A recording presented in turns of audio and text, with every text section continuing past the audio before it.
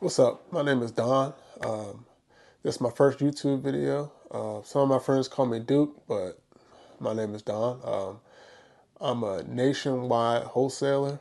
I live out in Georgia, and I just do deals all over the United States. I've been doing real estate for the past 6 years, since 2018. Closed my first deal in 2019, and it's really just been a roller coaster since then, since I first started to now. Because you really just got to have your mindset right. You got to be on point. You got to have the motivation, the discipline. And I would say that over the course of the past 6 years, I haven't been all the way tight with my discipline and stuff like that. And also had some health issues arise and in between then too. But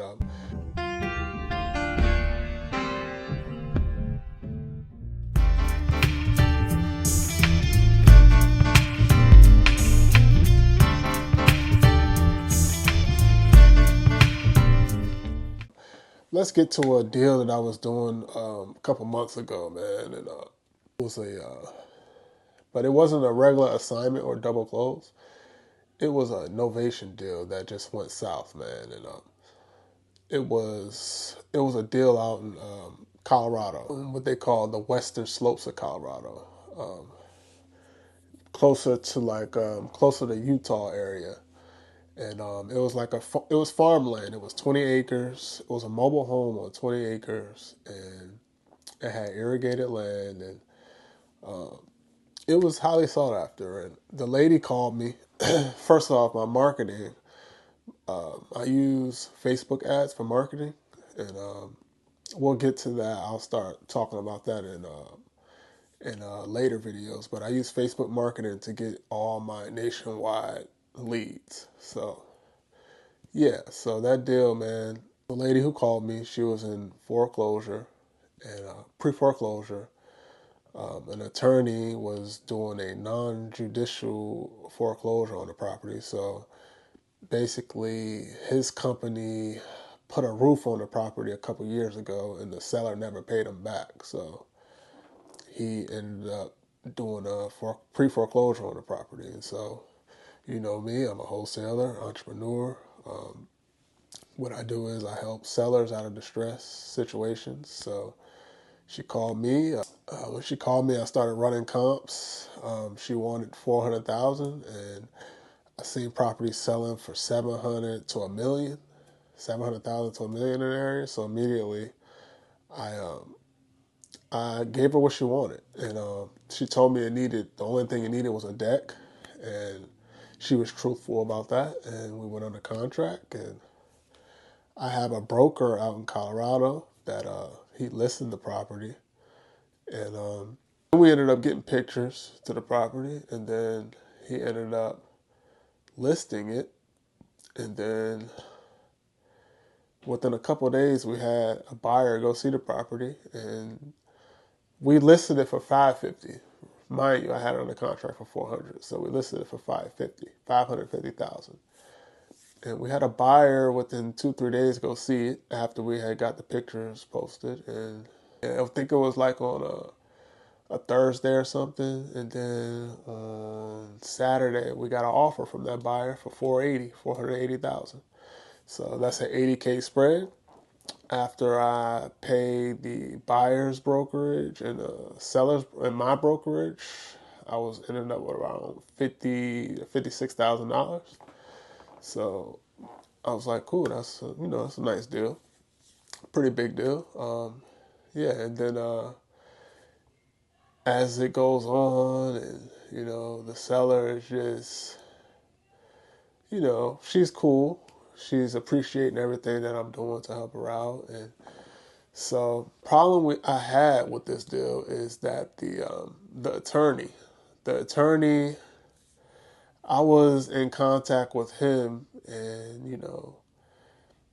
it seemed like he would rather have foreclosed on the property because, mind you, I didn't tell you that she only owed the attorney around 40,000, which is 10% of what I had the property under contract for, and less than 10% of what the property is actually worth. So that was the kicker. And so I think once he found out that she had a buyer, he couldn't believe it because he'd been, trying to get her to sell the property for the past 2 years. And so I guess he wanted to see the purchase agreement and everything. And I was like, no, I mean, I'm not sending the purchase agreement if she doesn't want me to. So fast forward, I ended up sending him the purchase agreement, but I ended up, redacting some information like the purchase price, the earnest money, stuff like that, things that, have him talk to her and try to, kill the deal for me. And then, so that was cool. So we were good. And then a couple weeks later, somehow the attorney got in contact with the buyer's agent and the title company. And he tells the buyer's agent and the title company that I'm taking advantage of the seller. And I'm like, I'm taking advantage. I'm helping this lady out of her situation, And he's trying to take her house for less than 10% of what it's worth, And I'm like, I mean, what are you talking about here? So once he did that, then he's got the seller not really trusting me, And fast forward, I kind of said some things to the seller to make her, back on track with me and, not try to back out the deal or anything. So we were good. And so about a week later, the buyers had to get an appraisal on the property. So we got the appraisal. Everything came out good, except the inspection said that the deck needed to be fixed before the buyer could be approved for the loan. Mind you, I didn't let you guys know that the buyer is using the FHA loan. Okay, so with novations you could do FHA loans, conventional. You don't have to just I can assign it to that. So that's why I'm doing the novation thing. So yeah. The so the deck, they said they wouldn't be approved because of the deck. So it's cool. So the buyers were so cool and they're so interested in the property that the buyer said they'll do all the work and fix the deck so they can be approved for the loan. I'm like, cool, like, because some novations I would do the work if it's not too much, and then I'll find a contractor and just pay them out at closing, or if it's not too much, I'll pay it up front or whatever it is to get it fixed so the buyer can be approved for the loan. But the buyer this time really just said that they'll do it themselves and, be approved for the loan. So I'm like, cool, let's get it. So I let her know that, the buyer will come the next day and do the repairs. And then she says her son, which is a deputy sheriff for the state of Colorado, he also says that, I'm taking advantage of his mom because I'm making money and stuff.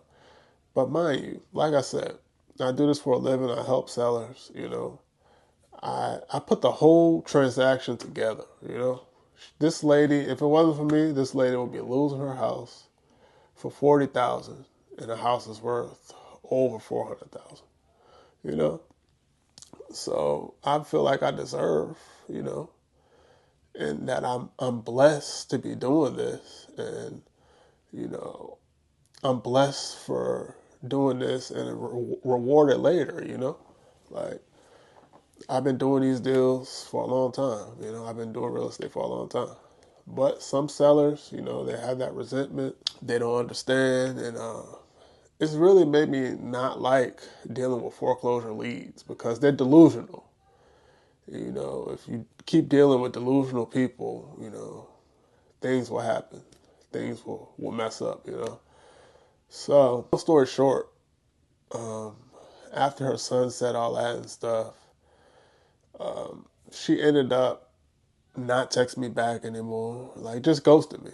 Pretty much ghosted me, And I even said, I even told her some things like, I'm going to file a memorandum on the property and you won't be able to sell it without me releasing the lien on it. But, I changed my mind. I just some deals you gotta let go. So I just really let it go, to be honest with you. And she probably did end up closing with the same buyer that I found. And, I'm a big believer of Jesus Christ, God. I don't think God wanted that.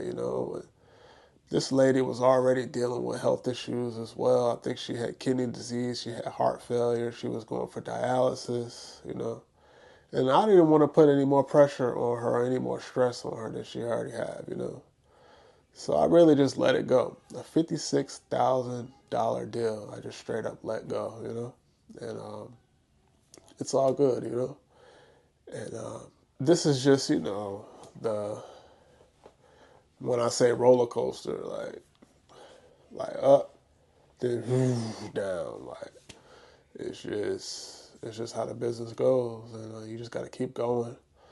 And discipline will keep me going. Motivation will keep me going. And just wanted to tell you guys about a deal that I just messed up. I don't know. I still think about it sometimes. I'm like, damn, I could have had a little 56K real quick. All good, man. I'll be talking about some successful deals here on this channel too, but I figure I start off with the bad and then we do the good later.